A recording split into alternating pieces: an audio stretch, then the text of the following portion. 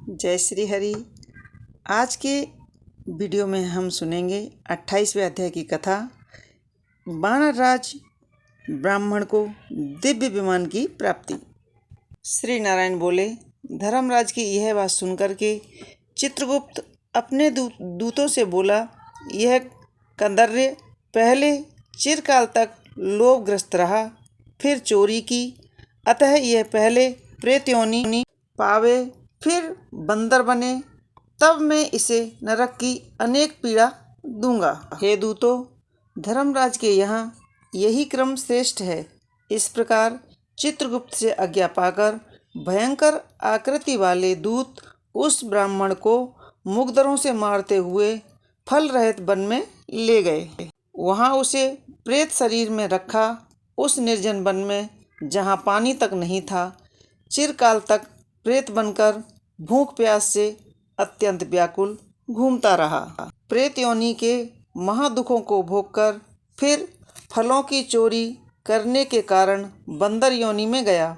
हे नारद, शीतल जल तथा फल पुष्प आदि अनेक वृक्षों की छाया से घिरा हुआ जम्बू खंड में सुंदर कालीजन पर्वत पर इंद्र का बनाया हुआ एक सरोवर था, जो पवित्र श्रेष्ठ पुरुषों के सेवन योग्य पापों का नाश करने वाला था।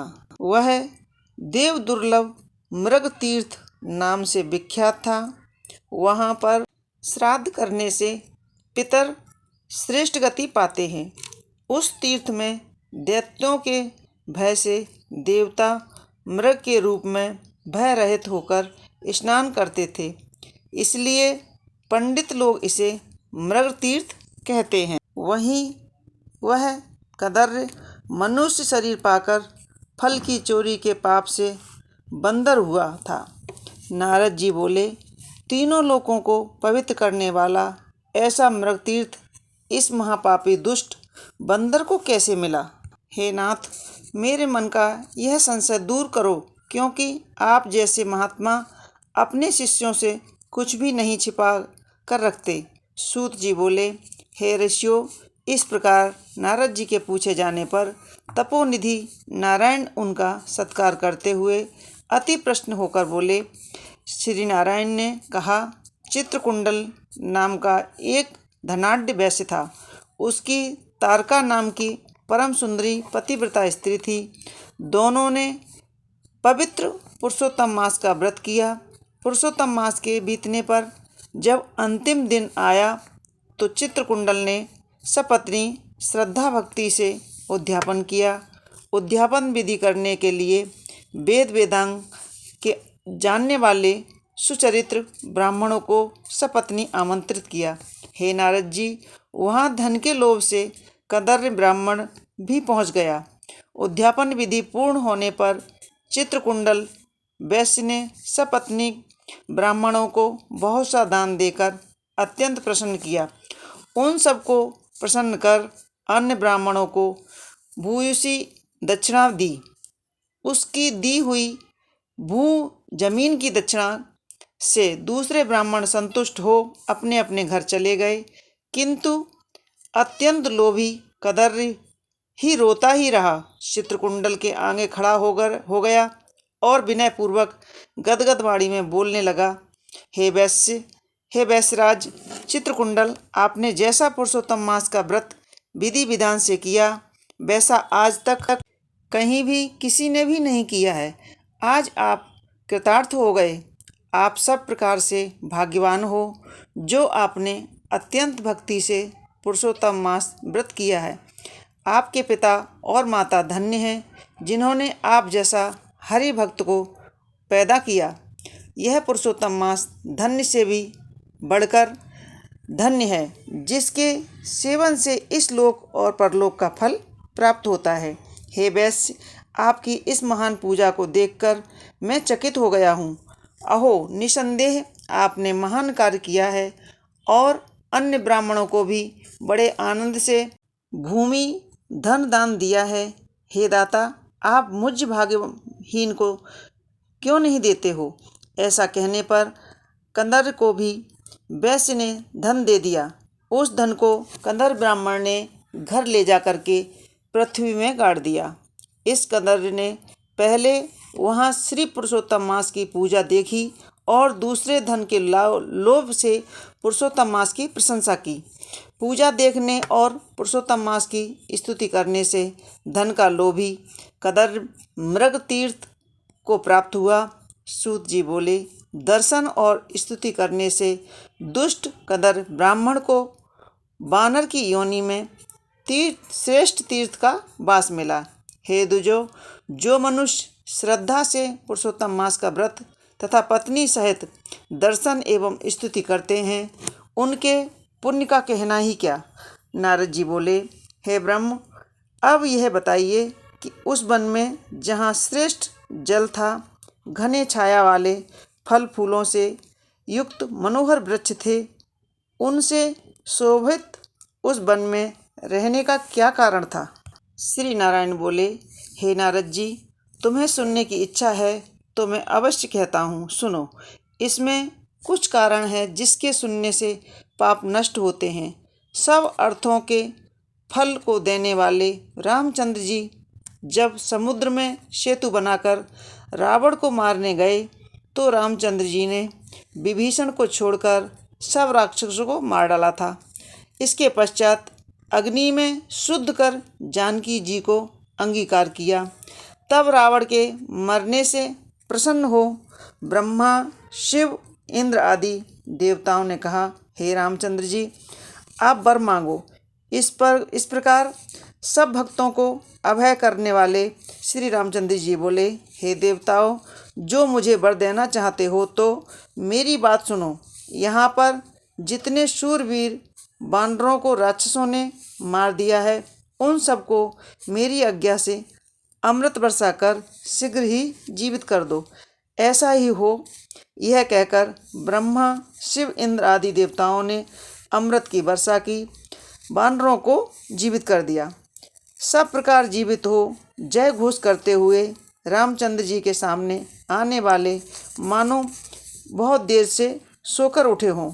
तब सीता सहित श्री रामचंद्र जी प्रसन्न हो विमान पर बैठकर चारों ओर खड़े हुए वानरों से बोले, हे सुग्रीव, हनुमान, अंगद और जामवंत जी, तुम सबने वानरों के साथ आपने मित्र का सब कार्य पूरा किया है।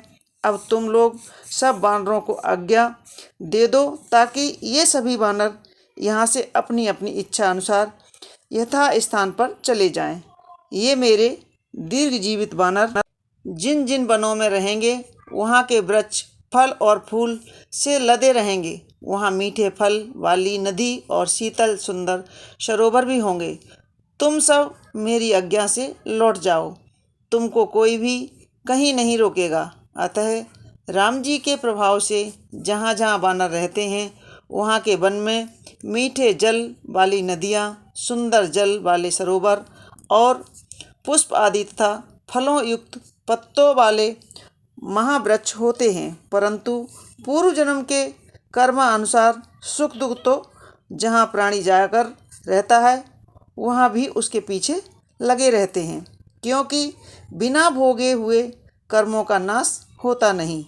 ऐसी वेद आज्ञा है। श्री नारायण बोले, वह कदर ब्राह्मण वानर योनि पाकर पर्वत तुल्य बढ़ गया और भूख प्यास से व्याकुल होकर वन में घूमने लगा। उसके मुख में जन्म से पित्त के प्रकोप से घाव हो गया था।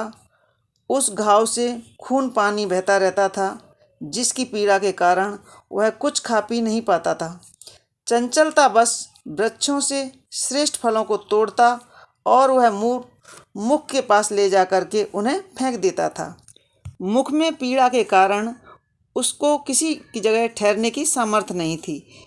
एक वृक्ष से दूसरे वृक्ष पर जाता और सोचता कि मेरी मृत्यु हो जाए तो अच्छा है।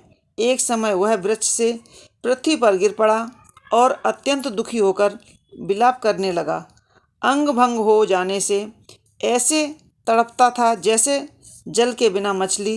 इस प्रकार भूखा प्यासा गिरता पड़ता तड़पता हो रहा। उसके घाव से पीड़ित होने से सब दांत भी टूट गए।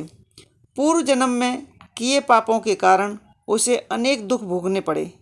इस प्रकार नित्य निराहार रहते हुए देवयोग से पुरुषोत्तम मास आया। इस मास में भी वह उसी प्रकार शीत और वायु आदि से पीड़ित रहा। एक बार कृष्ण पक्ष में घने वन में घूमता हुआ प्यास होने पर भी कुंड के निकट पहुंचकर पानी न पी सका। भूखा होने पर भी चपलता से वृक्ष पर चढ़ गया। वृक्ष से दूसरे वृक्ष पर जाते समय वह सरोवर के किनारे गिर पड़ा। बहुत दिनों तक निराहार होने से, दुर्बल व जर्जर शरीर होने से शिथिलता आ गई थी। इस कारण पुरुषोत्तम मास की आखिरी 10वीं से 4 दिन तक उस वानर को कुंड के किनारे लुढ़कते हुए बीत गए। 5वें दिन दोपहर को उस तीर्थ कुंड में तड़पते हुए गिर जाने से वह जल के स्नान मात्र से उस वानर ने प्राण छोड़ दिए। कुंड में शरीर त्यागने पर पाप रहित हो जाने से उसने तत्काल सुंदर आभूषणों से सुशोभित दिव्य शरीर धारण किए हुए, जो नील कमल के समान श्याम वर्ण, करोड़ों कामदेव के समान सुंदर चमकीले चमकते हुए रत्नों का मुकुट, सुंदर मकराकृत कुंडल पहने, पवित्र पीतांबर, कटी में रत्न जड़ित मेखला, बाजूबंद, कंकण, अंगूठी और हार से सुशोभित तथा नीले टेढ़े चिकने बालों से सुशोभित हुआ। उसी समय वहाँ एक वैष्णव विमान आया, जिसमें भैरी, मृदंग, नगाड़ा, वेणु, बीड़ा आदि बज रहे थे और अप्सराएं नाच रही थीं। गंधर्व और किन्नर गा रहे थे। इस प्रकार दिव्य शरीरधारी वह महाभाग वानर उस दिव्य विमान को देखकर अत्यंत आश्चर्य में पड़ गया और बोला, मुझ जैसे महापापी को यह विमान का सुख कैसे? यह तो अत्यंत पुण्यवान लोगों के योग्य है। इसके पश्चात चंद्रमा के समान कांतिवान एक अप्सरा उसके ऊपर छत्र लगाकर खड़ी हो गई। 2 अप्सराएं बड़े आनंद से दोनों ओर चवर डुलाने लगीं। कोई हाथ में पान लेकर खड़ी है और कोई उसके सामने नाचने लगी। कोई गंगा जल से भरी हुई सोने की सुराही हाथ में लेकर खड़ी हो गई और कुछ हाथ में दिए हुए उसके सामने गाने बजाने लगी। ऐसा ऐश्वर्य देख करके वह चित्र लिखित सा हो गया। मुझ दुष्ट बुद्धि पापी के लिए ये सब क्या है? मैंने तो कुछ भी सुकृत नहीं किए हैं जो मैं हरि के लोक को पा सकूं। श्री नारायण बोले। ऐसा सोचते सोचते वह देव लोक से आए हुए उस दिव्य विमान को देखकर आश्चर्य में पड़ गया। तब हरि के पार्षद उस बंदर योनिधारी शरीर को छोड़कर कंदर्प ब्राह्मण के मन की बात समझकर नम्रतापूर्वक उसके चरणों में नमस्कार कर हाथ जोड़कर आगे खड़े हो सुंदर वचन बोले। यह थी पुरुषोत्तम मास के 28वें अध्याय की कथा। आगे के वीडियो में हम सुनेंगे 29वें अध्याय की कथा, जिसमें हम जानेंगे कंदर्प ब्राह्मण का हरिलोक गमन। जय श्री हरि। आप हमारी वीडियो पर आए, हमें बहुत अच्छा लगा। अगर आप नए हैं तो सब्सक्राइब अवश्य कर लें, बेल आइकॉन को दबा करके नोटिफिकेशन ऑन करें। आने वाली कथाएं हम आपको इसी तरह सुना सकें। बहुत बहुत धन्यवाद। जय श्री हरि।